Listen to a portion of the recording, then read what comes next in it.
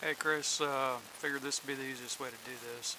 Um, since I first built this, I put bigger tires on the back. They're Harbor Freight wheels. The front ones were the 10-inch Harbor Freight, get for like $3.99. The back ones are 13-inch, and they go on sale for about 13 bucks.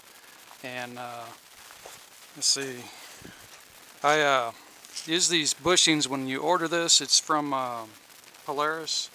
It's the front lower A-arm pivot. It goes inside the pivot tube. It's the bushing that it rides on. When you order it, it's about a foot long. I ordered 2 of these to make my friend squad. I already had 2 from my Razor.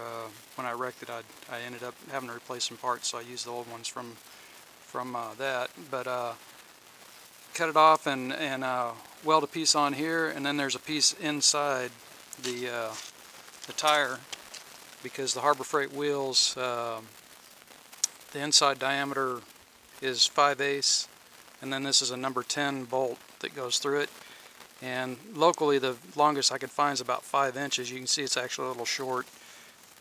So it might be better if you come up with something, either have to order online a longer number 10 bolt, or you could use like a half-inch PVC pipe for your bushing here, and then you could use a standard American bolt that you get cheaper at Lowe's or something. There's a couple ways to do that. You can also take a square channel or a 2x3 dome steel and cut it in half. You know, cut a piece off like a 1.5 inches, and then cut that in half and use like a U channel from that to mount your bolt through.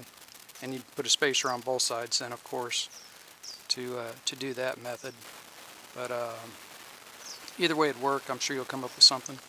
Also, you need something to kind of hold your steering straight if you end up aborting.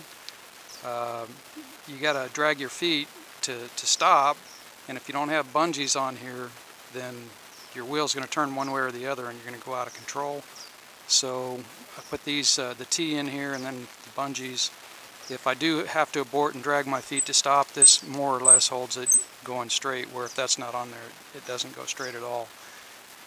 I'm using a Fresh Breeze weight shift harness, so just so when I'm coming into land, I'm pushing down on this axle, it can end up pushing the front down a little bit. So I put this rope on there, which slides freely left and right to weight shift in the air, and keeps the front end from going down when I'm pushing on the axle when I come into land. Probably get by without it, but I put it on there anyway. I used 1-inch square steel that's 90 thousandths thick. It was a little bit too lightweight for that to just have one pipe going from the front to the back, so I ended up making some spacers that were like 1.1 inches long, and then putting 2. And then my Blackhawk fit on this tubing when I went to the Fresh Breeze is a little bit wider, so I had to weld a piece on there to be able to bring this out a little bit. But these U-bolts are Lowe's for like $1.99 or something, or less. The plate that comes on the bottom is too weak, so I just used some 1/2-inch square steel and made new bottom pieces so that it wouldn't bend when I tighten it down. It works out pretty well. On my Blackhawk, I just put both of them on the side. With the Fresh Breeze, I don't have a clutch on this unit, so if you're level, your thrust is blowing your wing all over when you're trying to get set up and strapped in. So that's why I ended up going to 13-inch tires. And then also I put a little spacer in here, which now I could probably take out if I wanted to, because I've got the bigger tires. But anything you can do to get your thrust above the wing while it's laid out will help. And then I also put a little bit of bend here and here to raise up the ass end a little bit too before I put the big tires on. So now that the big tires there, might not be necessary to do that either. That's about it. Whole thing weighs about 31 pounds, 31 or 32.